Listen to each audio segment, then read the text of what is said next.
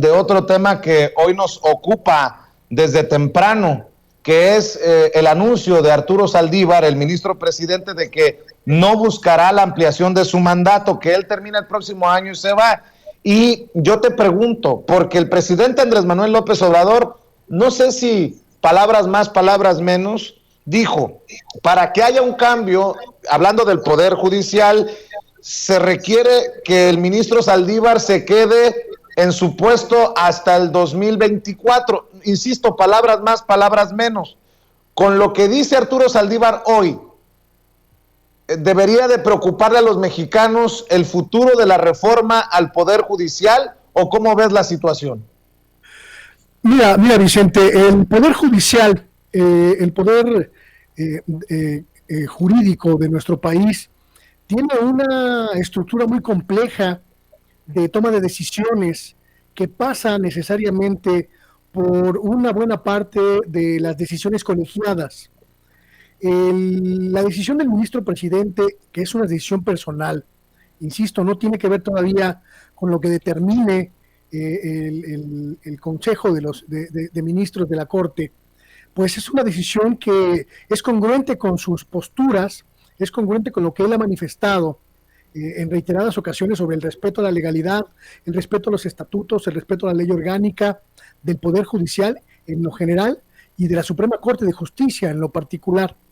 Pero sin lugar a dudas, es una decisión, desde mi punto de vista, Vicente, una decisión tremendamente errónea, porque hay una urgencia por sanear al Poder Judicial, y son muy pocas las figuras con el peso político, con la influencia, la capacidad de influencia dentro del Poder Judicial, con la honorabilidad necesaria para impulsar los cambios y con la fuerza que da el conocimiento profundo de las estructuras del Poder Judicial, como es el caso del ministro presidente Arturo Saldívar.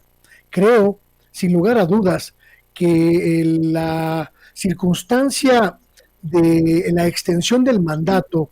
puede resolverse con una votación mayoritaria de los integrantes de la Corte y sería plenamente legal y plenamente constitucional y plena y absolutamente positiva, pero que él no acepte, me parece que ya es una cuestión de índole absolutamente individual. Yo creo, mi querido Vicente, que esto que estamos atestiguando en estos días, la decisión del ministro presidente, el choque de fuerzas en el Tribunal Electoral del Poder Judicial, que son dos órganos que pertenecen al Poder Judicial, pero que son, digamos, autónomos entre sí. Hagamos de cuenta, solo para que la gente entienda un poco en esta lógica,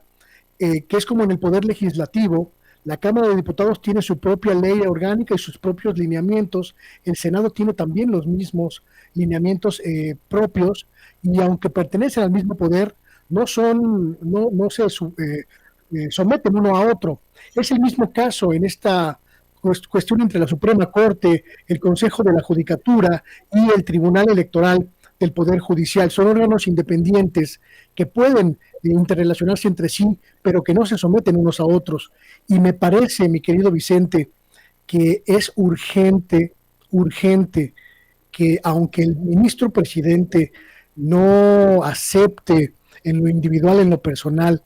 la solicitud de extensión de mandato administrativa que le están pidiendo para que llegue hasta 2024 y empuje estas transformaciones, que acompañe como ministro de la Corte este empuje, este necesario intento de renovación del poder judicial, porque necesitamos en México gente de probidad que acompañe estos cambios, que empuje estos cambios, que incite estos cambios que son urgentes, insisto, en nuestro Poder Judicial. Ojalá el ministro presidente,